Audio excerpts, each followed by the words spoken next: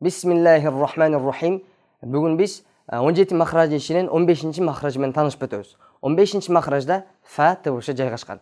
Фа дыбышы қашқа тіштің ұшы астыңқы ерінден иш жағына тиген жерден шығады. Еріннің иш жағы же сырт жақ екенін қаяқтан білеміз? Бұның біліштің жолы өте жеңіл. Озу жабауыз.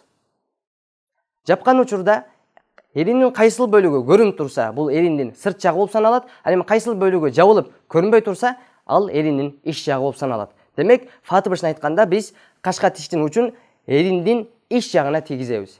Мысалы, әф, кейфа, фа. Маушынтіп, фа дыбышын айтқанда біз еріннің иш жағына қашқа тіштің үшін тигіземіз. Ал еріннің сырт жағына тигізсек, бұл қата болып қалады. Мысалы, әф, же болса фаала деп айтсақ, бұл қата болып қалады.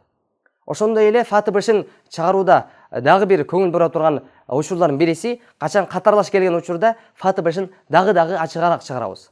Мисалы, кейфа фаала.